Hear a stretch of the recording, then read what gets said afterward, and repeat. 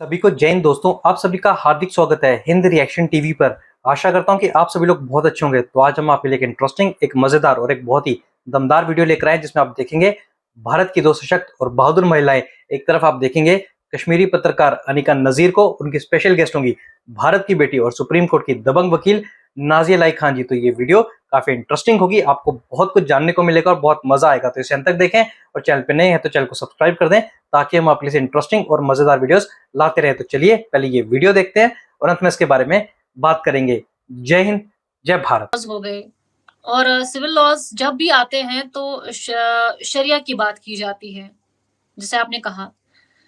क्या criminal laws में मतलब वो उतने महत्वपूर्ण नहीं रखते? उस टाइम पे शरिया इम्पोज नहीं होना चाहिए कि किसी का रेप हो गया तो तब शरिया एक्चुअल में इम्पोज होना चाहिए, क्योंकि दर्दनाक सजा जब एक को मिलेगी तब जाके रिफॉर्म होगा। लेकिन वहां पे शरिया की बात नहीं होती है, सिर्फ सिविल लॉज में, प्रॉपर्टी में, शादी में या बाकी चीजों में, पढ़ाई में, या एक लड़की की शादी कब होनी है तभी शरिया की बात क्यों आती है? रहे हैं ना, ये इनका एक षड्यंत्र है, एक स्ट्रैटेजी है कि हर वो चीज से हमने आंखें मूंद लेनी है जिसकी सजा मर्दों को मिलेगी। अब क्योंकि मान लीजिए, जैसे मैं वेस्ट बंगाल में अभी बैठी हुई हूँ, वेस्ट बंगाल में दो भाई नासिर खान और कादिर खान, दो मुसलमान भाइयों ने दारू फारू पी के एक फॉरेनर लड़की का रेप कर दिया। मैंने कई बार इस बात को दोहराया है। तब शरिया लॉ नहीं आया। शरिया लॉ के हिसाब से उसको सजा दे देते हैं। अगर वाकई में ये धर्म गुरु है, वाकई में ये अल्लाह के बंदे हैं, वाकई में ये कुरान और हदीस मानते हैं, वाकई में ये सुन्नत रसूल मानते हैं, वाकई में ये 30 पारा मानते हैं, तो दे शरिया के हिसाब से नासिर खान और कादिर खान को सजा दे के दिखाए बीच चौराहे पर। इनकी तरफ से तब नहीं देंगे, क्योंकि तब क्या कहेंगे, नहीं क्रिमिनल लॉ तो है, क्योंकि क्रिमिनल लॉ में कन्विक्शन के बाद बेल हो जाएगा। इनको पता है कि 10 साल के बाद तो ये निकल करके आ जाएगा, या रेमिशन ग्राउंड पे निकल करके आ जाएगा, तो इसलिए चुप रहो चुप रहो चुप रहो। अब मान लीजिए कि ये तलाक तलाक तलाक दे दिए, अब उसके बाद फिर अब शरिया लॉ नहीं लागू होगा, क्योंकि इद्दत से लेकर के वो लड़की जब तक दूसरे मर्द से निकाह नहीं कर लेती है तब तक खर्चा उसको देना पड़ेगा। तब ये कहेंगे कि नहीं, आप अपना कानूनी कार्रवाई कीजिए, आप अपना लड़िए। तो मेंटेनेंस में क्या है कि ये रोएंगे पीटेंगे, हाथ ऐसे गिरा देंगे, मेरा तो कोई इनकम ही नहीं है, हम तो कुछ कमाते ही, ये हम रोज देखते हैं कोर्ट के अंदर 1500 रुपए, 1400 रुपए, 3000 रुपए लड़की को मेंटेनेंस मिलता है।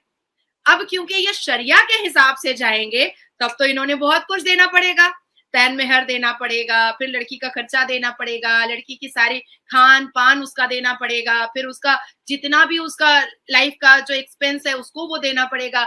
तो इसलिए हर वो जगह पर जहां पर मर्द शिकंजे में आ जाते हैं, मर्द क्वेश्चनेबल मार्क में आ जाते हैं, वहां पर ये शरिया लॉ को उड़ा के फेंक देते हैं।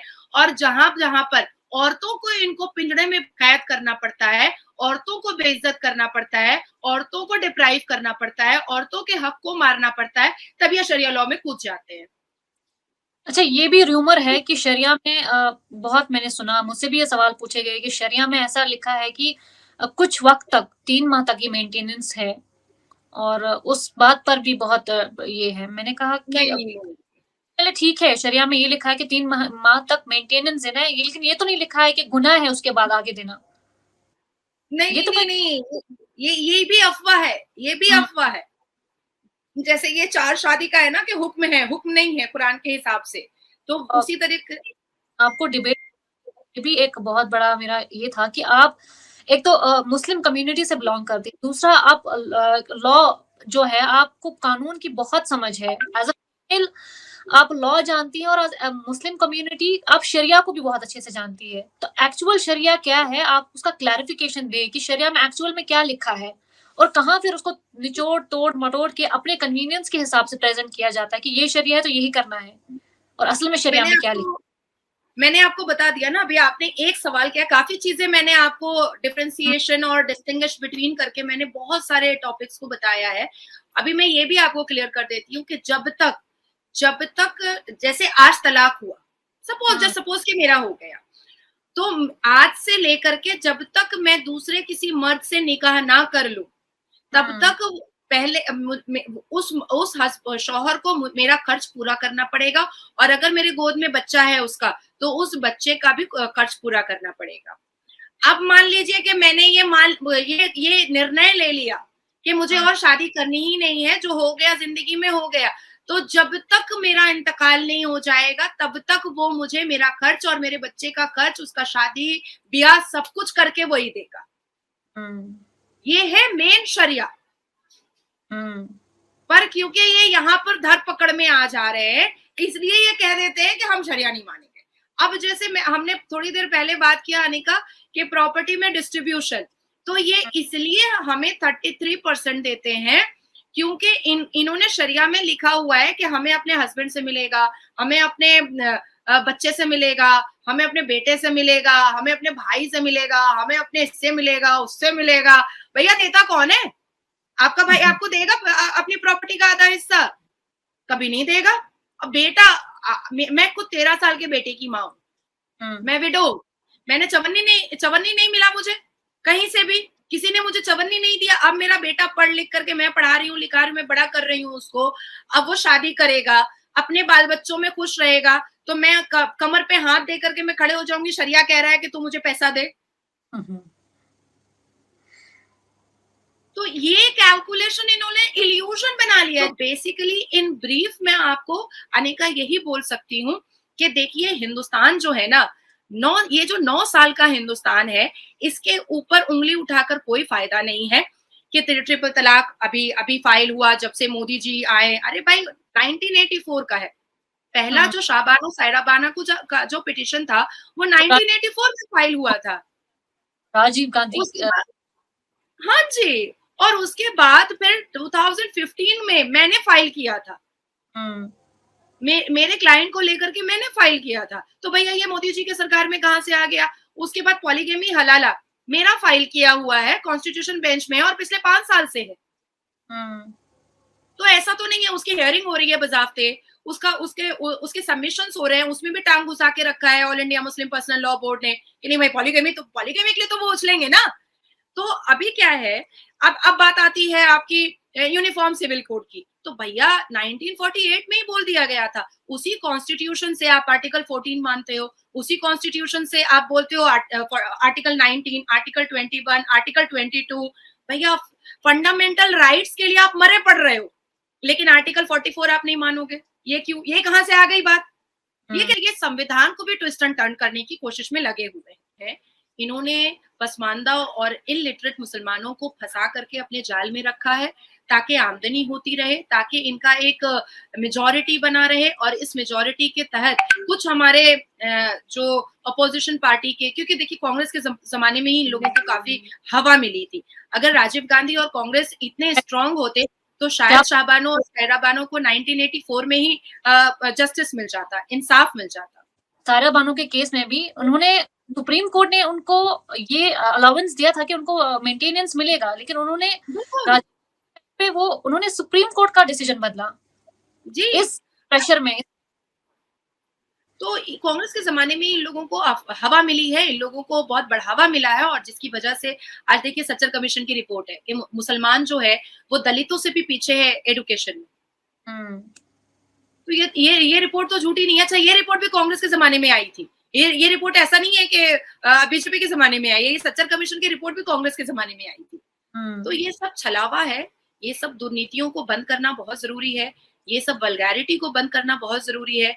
हर औरत का, हर धर्म की औरत का एक मान सम्मान होता है, एक अस्तित्व होता है, एक सेल्फ रिस्पेक्ट होता है, एक सेल्फ आइडेंटिफिकेशन होता है। और अब हम जैसी लड़कियां आई हैं, हम लोग वोकल है, एजुकेटेड है, दुनिया समझते हैं, रीत रिवाज समझते हैं। मौलाना को बुला करके हमें कुरान खानी करवाने की जरूरत नहीं है, हम खुद पढ़ सकते हैं कुरान को, हम खुद समझ सकते हैं कुरान को।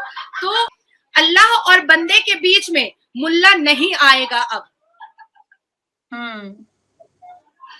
ठीक है, आप जो हमारा खुदा के साथ रिश्ता, उसमें तीसरे का इन्वॉल्वमेंट नहीं, no one should be the intermediate in between that.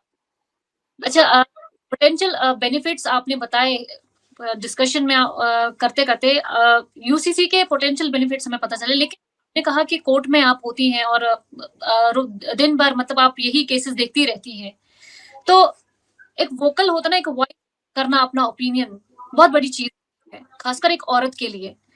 तो आपने खुद देखा होगा कि बिहाइंड द कैमरा कितनी सारी औरतें हैं जो सफर कर रही हैं। In response to that these rumours and all that, actual में कितनी औरतें सफर करती है जिनको आपने देखा है, उनका क्या रिस्पॉन्स है या उनका क्या पर्सपेक्टिव है जब आप उनसे बात करती हैं? क्योंकि कहते हैं कि एम्प्लॉयर से कुछ नहीं छुपाना चाहिए।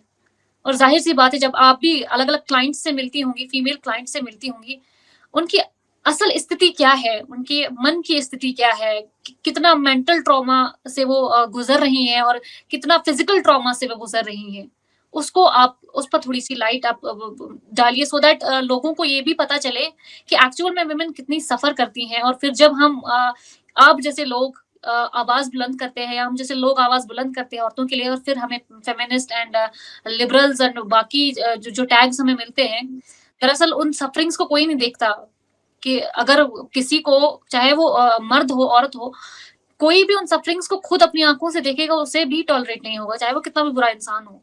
लेकिन जब भी कोई आवाज उठाता है तो उसको एक टैग मिलता है, क्या तुम तो फेमिनिस्ट हो, तुम तो मॉडर्नाइजेशन को प्रमोट करती हो, या ये या वो। उस पर आप हमें बताइए। अनिका, अगर मैं बहुत क्लियरली बोलूंगी तो मैं उम्मीद करूंगी कि मैं जो बोलने के लिए जा रही हूँ वो आप कट नहीं करेंगी, उसको आप चलने देंगी। मैं उम्मीद करती हूँ, क्योंकि जब तक ये बात बाहर नहीं निकलेगी, क्योंकि हम कोर्ट रूम के अंदर जो जिन तथ्य को रखते हैं, जिन प्रूफ्स को रखते हैं बहुत बार वो बातें तो बाहर आ ही नहीं पाती हैं। और मुसलमान औरतों को, महिलाओं को, लड़कियों को, बच्चियों को इतना ज्यादा उनको और मतलब कंजर्वेटिव माहौल में रखा गया है कि उनकी हिम्मत नहीं होती है सच को सामने रखने की। 2016 में मैंने एक मैटर देखा था, जब मेरा ये ट्रिपल तलाक का मैटर चल रहा था, तब मैंने ये मैटर मेरे पास आया था, बिहार से आया था। वो पूरी फैमिली में मुझसे मिलने के लिए, क्योंकि काफी टीवी पर वो लोग मुझे देख रहे थे, तो वो लोग मुझे उन लोगों को मेरा नंबर मिला और मेरे पास आए। उस लड़की के ये पार्ट में बैंडेज लगा हुआ था, ये पार्ट में बैंडेज लगा हुआ था, and I was very confuse. On the other hand I was so much inquisitive to know कि इसके साथ हुआ क्या है।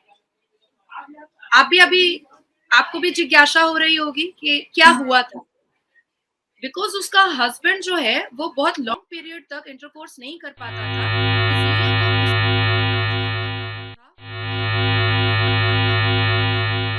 इसलिए ये चीज उसका हट गया था। यहाँ पर उसके स्टिचेस पड़े थे, स्टिचेस, 2 स्टिचेस यहाँ पड़े थे और 2 स्टिचेस यहाँ पर पड़े थे, और मुस्लिम लड़की थी।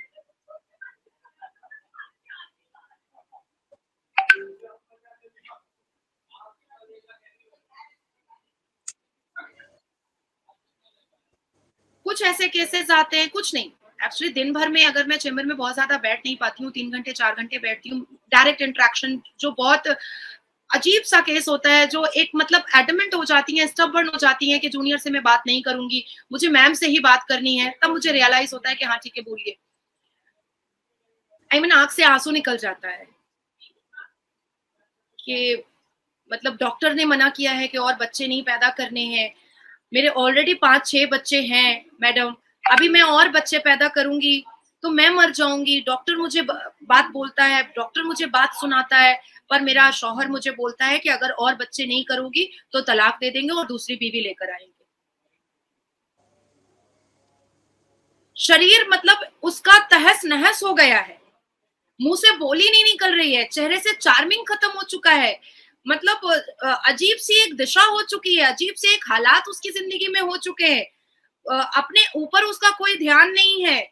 मात्र उम्र जो है वो 28-29 साल है, 5 बच्चे ऑलरेडी साथ में है, 1 बच्चा पेट में है, और फिर भी हस्बैंड ये धमकी दे रहा है कि और बच्चे अगर पैदा नहीं करोगी तो या तो तलाक दे देंगे या दूसरी बीवी लेकर आएंगे।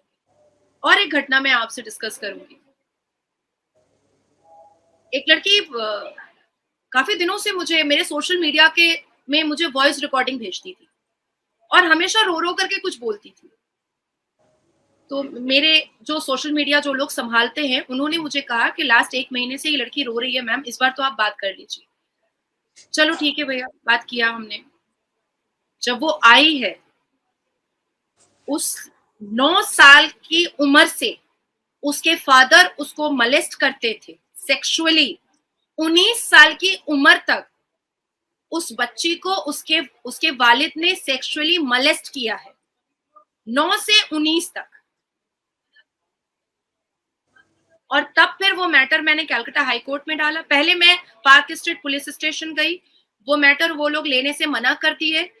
तब फिर मैं कलकत्ता हाई कोर्ट गई, वहां से मैंने उसको जस्टिस दिलाया और उस अपराधी को, उस अक्यूज्ड को बचाने वाला वेस्ट बंगाल के पार्क सर्कस का 4 मुसलमान लड़का जो उसको पनाह दे करके बचा कर रखा हुआ था और कह रहा है कि अरे बाजी को, नाजिया बाजी को बोलो जो हुआ सो हुआ, रहने दो, हम लोग उसको कुछ पैसा दिलवा देंगे। अपनी बेटी को वो सेक्सुअली असल्ट कर रहा था 9 साल की उम्र से 19 साल की उम्र तक, और मुसलमान 5 लड़के मेरे पास आकर के कह रहे हैं कि हम लोग उस बच्ची को और उसकी माँ को कुछ पैसा दिलवा देंगे, आप केस छोड़ दीजिए।